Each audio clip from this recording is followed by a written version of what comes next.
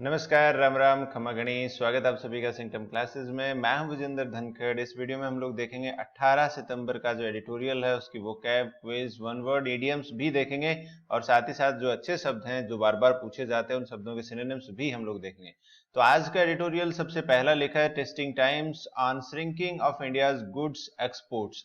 तो यहाँ पे देखो गुड्स जो लिखा है ये सामान को लिखा है कि हम लोग जो सामान को एक्सपोर्ट करते हैं, निर्यात करते हैं। तो आप देखोगे गुड्स को भी एक्सपोर्ट किया जाता है, सर्विसेज को भी एक्सपोर्ट किया जाता है, जैसे सॉफ्टवेयर होता है। ये घटा है श्रिंकिंग। श्रिंक का मतलब क्या होता है भाई? घटना होता है। तो ये घटा है, इसके बारे में लिखा है। यहाँ पे साथ में लिखा है कि अगस्त का फॉरेन ट्रेड नंबर्स हैं वो चिंताजनक हैं, लेकिन होल्ड सम होप, लेकिन बहुत उम्मीद है। तो ये होप है, उसको लेके पूरा एडिटोरियल छपा है। Sanctions for change. तो देखो यहाँ पे सैंक्शन जो होता है, सैंक्शन बहुत अच्छा वर्ड है, बार बार पूछा जाता है। इसका मतलब होता है किसी चीज को बैन करना, प्रोहिबिट करना, या फिर हिंदी में हम लोग कहें कि भाई प्रतिबंध लगा देना। इसके लिए एक और वर्ड आता है, एम्बार्गो आता है। एम्बार्गो का मतलब होता है पूरा टोटल बैन, कि भाई कुछ भी नहीं आएगा इधर से इधर। ब्लॉकेड भी हम लोग बोल देते हैं कई बार।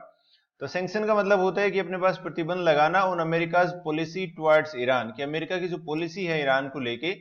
US policy towards Iran has done little to improve the lives of people। तो यहाँ पे देखो इसने क्रिटिसाइज किया है कि यूएस की जो पॉलिसी है उसने वहां के लोगों के लिए कुछ नहीं किया है। ज्यादातर जो वोकैब है वो हम लोग इसी एडिटोरियल से डिस्कस करेंगे। कुछ एक वर्ड हम लोगों ने अलग अलग एडिटोरियल से भी लिए हैं। Assessing outcomes of G20 summit. Assess करना होता है, देखो मूल्यांकन करना, किसी चीज का आकलन करना। आउटकम होता है नतीजा। तो G20 में जो सारा दुनिया यहाँ पे इकट्ठी हुई थी उसके नुकसान फायदे क्या हुए वो उसके बारे में बताया है। Making sense of Mayawati's ambivalence. तो देखो एम्बी का मतलब होता है दो तरह का जो होता है उसको हम लोग कहते हैं। जैसे एम्बीडेक्स्ट्रस होता है जो लेफ्ट और राइट दोनों हैंड से लिख सकता है। तो एम्बीवेलेंस हम लोग कहते हैं कि ऐसी क्वालिटी होना जिसमें आपको गुड फीलिंग भी है और बैड फीलिंग भी है, ऐसी सिचुएशन में आप फंस जाओ। तो मायावती जो है इन्होंने अभी अपने यहाँ पे दो पार्टियां जो है मुख्य, कांग्रेस बीजेपी, इन दोनों में से किसी भी तरफ इनका झुकाव नहीं है। तो उसका सेंस यहाँ पे बनाने की कोशिश की जा रही है। Crafting a new chapter in parliamentary conduct. तो यहाँ पे लिखा है कि अभी अपनी एक नई पार्लियामेंट का उद्घाटन जो हो चुका है और उसमें पहला सेशन अभी बुलाया गया है, तो उससे रिलेटेड ये आर्टिकल छपा है। तो चलिए आगे बढ़ते हैं, वो कैब शुरू करते हैं। उससे पहले ईरान वाली जो घटना है, ईरान में क्या हुआ है कि अभी ये महसा अमीनी नाम की एक महिला है जिन्होंने प्रदर्शन किया था, इन्हें गिरफ्तार कर लिया गया था और इनकी गिरफ्तारी के दौरान इनकी मृत्यु हो गई थी। तो उस बात को 1 साल हो गए।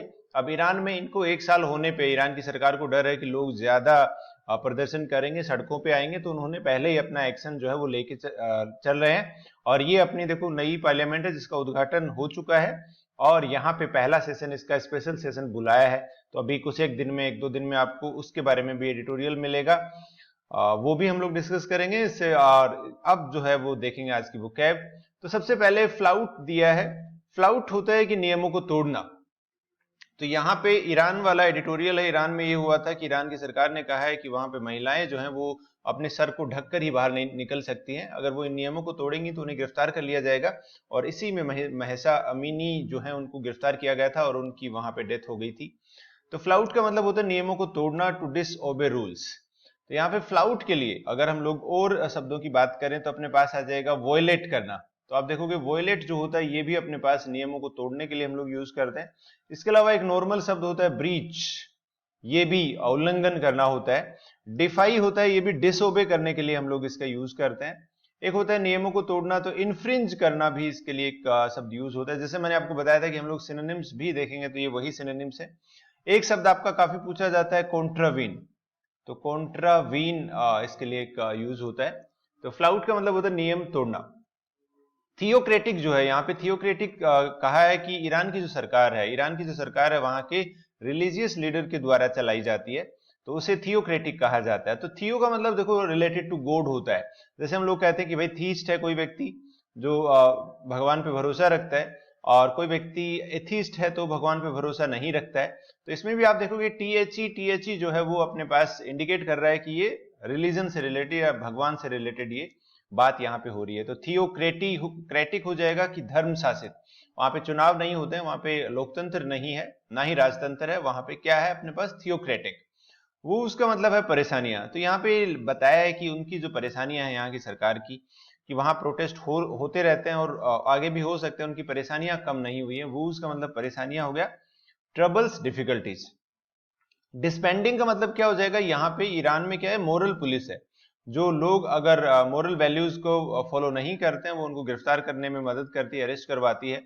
तो उसको डिसबैंड करने की मांग कर रहे हैं कि भाई ऐसी मोरल पुलिसिंग नहीं होनी चाहिए। डिसबैंड करना होता है किसी चीज को विघटन हो जाना, डिसोल्व कर देना, उसको बंद कर देना, टर्मिनेट कर देना, उसे हम लोग कहते हैं डिसबैंड कर देना। तो अपने यहाँ पे भी आप देखोगे समय समय पर भारत सरकार जो है कई ऑर्गेनाइजेशंस को डिसबैंड करती रहती है, डिसोल्व करती रहती है। डिसबैंड करना हो जाएगा विघटन करना, बंद कर देना उन चीजों को। तो 4 शब्द हमने देखे, फ्लाउट हमने देखा नियम तोड़ना, थियोक्रेटिक होता है धर्म की सरकार, वूज होता है परेशानियां, डिसबैंडिंग हो जाएगा विघटन। आगे देखते हैं, क्रैकडाउन ऑन जो होता है ये होता है कड़ी कार्रवाई करना, टेकिंग स्ट्रिक्ट एक्शंस। तो ये स्ट्रिक्ट एक्शन जो है वो लेना, हम लोग इसे बोलते हैं क्रैक डाउन ऑन। बहुत अच्छा शब्द है, बार बार आता है, कई बार आप देखोगे पुलिस ने कड़ी कार्रवाई की नशा कारोबारियों पर। तो इसके लिए एक साथ साथ एक शब्द और आता है, क्लैंप डाउन ऑन भी आता है। तो आपको ये पूरा याद रखना है कि यहाँ पे डाउन और ऑन, तो इस तरह से ऑन आप याद रखोगे तो ये आपका फ्रेजल वर्ब, फिलर, ग्रामर सब जगह आ सकता है। तो क्रैक डाउन ऑन करना या क्लैंप डाउन ऑन करना, ऑन समवन, किसके ऊपर वो कार्रवाई की गई है, इसलिए ऑन आता है। तो कड़ी कार्रवाई करने को हम लोग कहते हैं crack down on, clamp down on. Resentment जो होता है ये आक्रोश, गुस्सा, एंगर जो रहता है, बिटरनेस जो रहती है। तो रिजेंटमेंट तो रहेगा, देखो वहां की सरकार के खिलाफ जो लोगों में जो आक्रोश है वो तो रहेगा, क्योंकि अभी तक काफी लोगों की मृत्यु हो चुकी है इस आंदोलन के शुरू होने के बाद। ऐसा बताया गया है कि कुछ 550 के आसपास लोगों की डेथ हो चुकी है, जो बहुत ज्यादा बड़ी संख्या में है। और वहां की सरकार ने भी कुछ लोगों को फांसी दिया है। रेट्रिक जो होता है वाकपटुता, तो देखो ये इन्होंने यहाँ पे बताया, अमेरिका की जो चालाकी है उसके बारे में बताया कि अमेरिका की जो रेट्रिक है कि बातें वो कुछ और करते हैं और काम वो कुछ और करते हैं। तो यहाँ पे इनके एक्शन अलग है। आपने टाइटल भी देखा होगा, ये बताया है कि अमेरिका ने ऐसा कुछ भी नहीं किया है कि वहां के लोगों की जिंदगी में सुधार हो। सैंक्शन लगाए हैं उन्होंने, बातें कड़ी करता है, लेकिन अभी ये बताया है कि वो $6 बिलियन भी देने वाले हैं ईरान को। किसके लिए, कुछ प्रिजनर्स को वो अदला बदली करेंगे, कुछ कैदियों की अदला बदली करेंगे कि ईरान के कैदी जो अमेरिका के कब्जे में है वो छोड़ दिए जाएंगे और अमेरिका के कुछ लोग जो ईरान के कब्जे में उन्हें छोड़ दिया जाएगा। तो $6 बिलियन देने वाले हैं। एक तरफ तो वो सैंक्शंस लगाते हैं, दूसरी तरफ उनकी एक तरह से ऐसा कोई डायरेक्ट भी नहीं करते, बातचीत भी उनसे करते रहते हैं। तो ये रेट्रिक कहा है कि फालतू बोलने वाली बातें होती हैं। तो रेट्रिक का मतलब होता है बोलने की जो कला होती है जिसमें खाली बातें होती हैं, एक्शन ना हो। रिकर होता है बार बार होने वाली जो चीज होती है, रिपीट जो होती है वो, वहीं प्रोटेस्ट की बात हो रही है, वहां पे रिपीट हो रही है। रीन का मतलब होता है शासन काल जो होता है, तो वहां पे जो थियोक्रेटिक सरकार है उनके रीन के दौरान ऐसी घटनाएं ज्यादा देखने को मिली हैं। रीन मतलब शासन या शासन काल हम लोग इसे कहेंगे, the period during somebody rules. तो चलिए आगे बढ़ते हैं।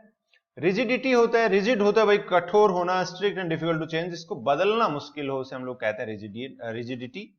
रेजिलियंट होता है, बहुत अच्छा है, रेजिलियंट वर्ड जो है ये दूसरे एडिटोरियल से लिया है। एबिलिटी टू रिकवर क्विकली, तो देखो रेजिलियंट बहुत अच्छा वर्ड है, जितनी बार आएगा मैं उतनी बार आपको लिखूंगा, एग्जामिनर का फेवरेट है, आप लोगों का भी आपको समझ आना चाहिए। रेजिलियंट का मतलब होता है कि अगर आपका जैसे कोई नुकसान हो गया और आप बहुत जल्दी रिकवर कर लेते हो उस नुकसान से, तो आपके अंदर ये क्वालिटी है, रेजिलियंट वाली क्वालिटी है।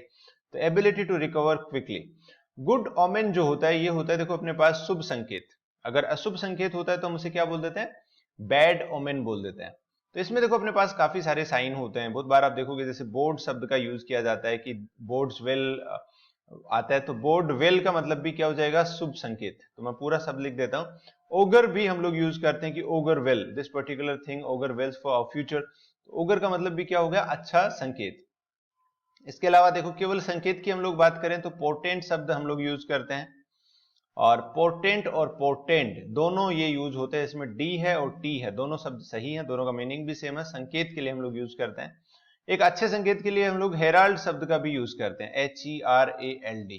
तो देखो जो भी मैं आपको साथ साथ सिनोनिम्स ये लिखा रहा हूँ, ग्रुप वर्ड लिखा रहा हूँ, उनका नोट्स आप लोग बना लीजिए, बहुत काम आने वाली चीजें हैं, इनको साथ साथ याद रखोगे तो ज्यादा फायदे में रहते हैं। एक शब्द आपका हार्बिंजर आता है, वैसे डिक्शनरी के हिसाब से अगर देखा जाए तो हार्बिंजर का मतलब होता है बहुत ही नेगेटिव, है ना, लेकिन जैसा यूज होता है आजकल उसका मतलब इसे पॉजिटिव सेंस में भी यूज किया जाता है। तो हार्बिंजर का मतलब होता है कि अच्छा संकेत भविष्य के लिए, तो ये शब्द हम लोग इसके लिए यूज करते हैं। गैम्बिट का मतलब होता है दांव, स्ट्रेटेजिक मूव और एक्शन। तो ये दांव लगाना, गैम्बिट हो जाएगा अपने पास। जैसे गैम्बल होता है, गैम्बल का मतलब जुआ होता है, और उसकी अगर वर्ब ये बनाते हैं हम लोग गैम्बिट, अगेन ये भी नाउन ही है, और गैम्बल भी नाउन होता है, वर्ब भी होती है गैम्बल। चलिए आगे बढ़ते हैं। यहाँ पे हमने देखा रिजिडिटी होता है कठोरता, रेजिलिएंट होता है ability to recover quickly, good omen होता है शुभ संकेत, गैम्बिट का मतलब होता है दांव, इम्ब्यूड विद का मतलब होता है किसी चीज से भरा हुआ, filled with a particular quality, स्टोल का मतलब होता है ठप हो जाना। तो ये तीनों वर्ड अपने पास जो पार्लियामेंट वाला एडिटोरियल है उससे लिए मैंने। यहाँ पे इन कुछ वर्षों में ऐसा देखा गया है कि हमारी जो पार्लियामेंट है वो नहीं चलती नहीं है, वहां पे रुक जाती है, विरोध प्रदर्शन ज्यादा होते हैं। तो जो एक तरह से पार्लियामेंट्री डेमोक्रेसी का मतलब होता है कि जहां पे डिस्कशन ज्यादा होना चाहिए तो वो डिस्कशन नहीं होता है इतना, तो वो स्टॉल जो होता है वो रोक देना, किसी चीज को स्टॉप कर देना, होल्ड कर देना, तो उस संदर्भ में इसका प्रयोग किया गया है। एप्रोबेशन देखो यहाँ पे बताया है कि जैसा कि ब्रिटेन की संसद में होता है कि लोग वहां पे टेबल को थपथपा के अपना अप्रूवल देते हैं, उसी तरह भारत में भी संसद के अंदर टेबल को थपथपाने की जो प्रक्रिया है वैसा का सिमिलरिटी है उसके अंदर। पूरी इस पैसेज के अंदर डिस्कस किया है कि क्या क्या सिमिलरिटीज हैं भारत और ब्रिटेन की जो डेमोक्रेसी है, पार्लियामेंट्री डेमोक्रेसी है उसमें, जिस तरह से हमारी संसद चलती है उसमें। तो एप्रोबेशन का मतलब होता है स्वीकृति। अपने यहाँ पे भी स्वीकृति जब देते हैं सांसद किसी बिल की या किसी बात की, तो वो उस टेबल को थपथपाते हैं, तो वो एक अप्रूवल के संदर्भ में यूज किया है इस शब्द का। चलिए आगे बढ़ते हैं, वन वर्ड देखते हैं। वन वर्ड आप देखोगे थ्रोंग का मतलब होता है कि भीड़ जमघट जो होता है, लार्ज ग्रुप ऑफ पीपल, बड़ी संख्या में जो लोग आ जाते हैं, जैसे मेले में जो लोग आ जाते हैं, तो थ्रोंग शब्द हम लोग इसके लिए यूज करते हैं, थ्रोंग। जम्बूरी जो होता है भाई, जम्बूरी का मतलब होता है कि समारोह, उत्सव, लार्ज पार्टीज और सेलिब्रेशंस। जैसे आप देखोगे ये फिल्म फेस्टिवल होते हैं, फिल्म फेस्टिवल में क्या हो जाता है, बहुत सारे लोग आते हैं, टेंट लगते हैं और एक तरह से डिस्कशन होता है, उत्सव जैसा माहौल बन जाता है, तो वो जम्बूरी उसके लिए हम लोग इसमें यूज किया है। ये वाला शब्द है आपके लिए बहुत इंपॉर्टेंट, एग्जाम के लिए इसकी स्पेलिंग भी आती है। इवेनेसेंट होता है EVANESCENT। तो इवेनेसेंट का मतलब होता है कोई एक ऐसी चीज है जो केवल कुछ पल के लिए ही हो, lasting for a very short time. तो शॉर्ट लिव्ड के लिए हम लोग इस शब्द का प्रयोग करते हैं। इसके लिए देखो मैं आपको एक और शब्द लिखा रहा हूं जो एग्जाम में काफी पूछा जाता है, EPHEMERAL, एफेमेरल। एफेमेरल का मतलब भी होता है, जो हम लोग कई बार बोलते हैं ना क्षण भंगुर, कि खुशी जो होती है वो ज्यादा टिकती नहीं है, एफेमेरल, तो उसके लिए हम लोग एफेमेरल शब्द का यूज करते हैं। या फिर एक फ्लीटिंग शब्द भी आप कह सकते हो कि बस केवल कुछ पल के लिए कोई चीज हो। तो इवेनेसेंट, एफेमेरल और फ्लीटिंग, तीनों शब्द आप लोग याद रखिए, तीनों बहुत बार आपके पूछे जाते हैं। ये तो आपके लगभग दूसरे तीसरे एग्जाम में आ ही जाता है, हर दूसरे तीसरे एग्जाम में इन दोनों शब्दों को पूछा जाता है। तो थ्रोंग हमने देखा भीड़ जमघट, मेला, बड़ी संख्या में लोग, जम्बूरी होता है समारोह, उत्सव, लार्ज पार्टी, बड़ी पार्टियां जो होती हैं, बड़े सेलिब्रेशन जो होते हैं। इवेनेसेंट होता है केवल कुछ पल के लिए जो हो, इफेमेरल फ्लीटिंग। प्रोपिशियस जो होता है भाई ये मंगल, अनुकूल, कोई ऐसी चीज हो, likely to produce a successful result, भाई ये चीज तो सफल होगी ही होगी, तो उसे हम लोग प्रोपिशियस बोलते हैं। इसोटेरिक देखो अगेन ये वर्ड अपना, जैसा इवेनेसेंट हम लोगों ने देखा उसी तरह ये भी काफी इंपॉर्टेंट है, बहुत पूछा जाता है। इसोटेरिक होता है गूढ़, गोपनीय, likely to be understood by only a few people with special knowledge. तो यहाँ पे देखो इस बात को यहाँ पे समझना कि इसोटेरिक एक ऐसी बात होती है, ऐसी गूढ़ या गोपनीय बात होती है जिसे केवल कुछ ही लोग समझ पाते हैं, और वो लोग जिनके पास स्पेशल नॉलेज होती है, सब लोगों के समझने वाली बात ना हो। तो ये हम लोग बहुत बार यूज करते हैं कि भाई तुम्हारी जो लैंग्वेज है वो इसोटेरिक है, मुझे समझ नहीं आता तुम क्या कहना चाहते हो, क्या बोल रहे हो, तो इसोटेरिक हम लोग उस चीज को बोलते हैं। इसके जो सिनोनिम्स की बात अगर हम लोग करें तो देखो आप देखोगे आर्केन एक शब्द होता है, ARCANE, आर्केन का मतलब भी सेम होता है। इसके अलावा रिकोंडाइट होता है, RECONDITE, रिकोंडाइट। ऑब्सक्योर हम लोग बोलते हैं, OBSCURE। तो इन चारों शब्दों को आप एक साथ याद रखिए, आर्केन, रिकोंडाइट, ऑब्सक्योर, एसोटेरिक। ऑब्सक्योर का मतलब धुंधला भी होता है, ऑब्सक्योर का मतलब है वो भी होता है जो ना समझ आए। जैसे मिस्ट्री हम लोग बोलते हैं ना कि कोई भी चीज मिस्टीरियस हो, तो मिस्टीरियस का मतलब भी यही होता है। जैसे कई बार होता है ना कि पुराना लेख मिलता है, पुराना सामान मिलता है, पुरानी किताबें मिलती हैं, तो उसमें क्या लिखा है, क्यों लिखा है, कैसे लिखा है, किसके लिए लिखा है, तो वो सारी चीजें नहीं समझ आती है, उसे हम लोग बोलते हैं एसोटेरिक बोलते हैं। तो चलिए आगे बढ़ते हैं। इडियम्स देखते हैं। पेडल टू द मेटल का मतलब होता है कि पूरा प्रयास करना, to put maximum effort to do something. तो यहाँ पे आप जैसे एसएससी सीजीएल 2023 की तैयारी कर रहे हैं तो आप लोगों को कहूंगा कि put your pedal to the metal. तो यहाँ पे होता है कि अब अपने एफर्ट जो है वो पूरे लगाइए। हाई एंड ड्राई का मतलब होता है देखो मझधार में छोड़ देना, ऊपर और ड्राई। तो मझधार में छोड़ देना, एक ऐसी सिचुएशन में छोड़ देना जहां पे आपको कोई सपोर्ट ना हो। तो हाई एंड ड्राई हम लोग कहते हैं। बिना पानी के भी इसका एक मीनिंग होता है कि जहां पानी ना हो, बिना पानी के छोड़ देना। तो हाई एंड ड्राई का मतलब होता है ऊंचाई पे और ड्राई। तो मझधार में छोड़ देना, ऐसी एक हेल्पलेस सिचुएशन हो जिसमें कोई सपोर्ट आपको ना मिले, ये इडियम बहुत बहुत बार पूछी गई। ये सारी की सारी इडियम जो मैं इस क्लास में शामिल कर रहा हूँ ये प्रीवियस ईयर्स की हैं, और मेरी कोशिश ये रहती है कि जो इडियम्स जो नई हैं, जो अलग हैं, वो मैं आपके लिए शामिल करूं। जो बार बार रिपीट हुई है वो तो आप लोगों ने पढ़ ही रखी है। The whole ball of wax, तो इसका मतलब होता है complete, everything related to a particular situation, everything, सब कुछ जिसमें शामिल हो उसे हम बोलते हैं the whole ball of wax. Wax and wane का भी एक यूज होता है, वैक्स एंड वेन भी कई बार आता है। वैक्स एंड वेन का मतलब होता है कोई एक चीज है जो इंक्रीज हो रही है, वैक्स हो रही है, फिर when decrease, increase decrease, increase decrease, इसको हम लोग बोलते हैं वैक्स एंड वेन। तो चलिए आखिर में एक सवाल और कर लेते हैं, फिर अपनी क्लास जो है वो यहाँ पे खत्म करते हैं। तो एक ही सवाल हम लोग कर पाएंगे यहाँ पे। अर्बन इंडिया जो है can, for the fact that, कि वो इस बात के बारे में कह सकता है, इट्स सिटी स्केप।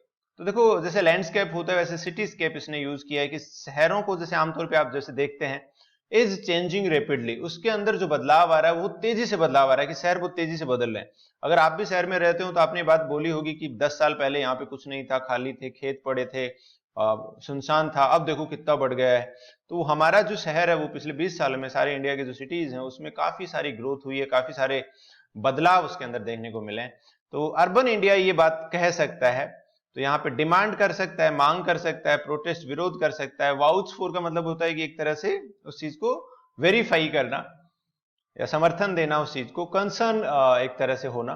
तो आप, बहुत अच्छा सवाल है, आपके एग्जाम में बिल्कुल इसी तरह के सवाल आते हैं जिसमें थोड़ा सा आपका सोचना पड़े कि हाँ यार क्या होगा, एग्जैक्ट मीनिंग क्या होगा। वो ज्यादा टफ नहीं होते लेकिन थोड़े कंफ्यूजिंग होते हैं।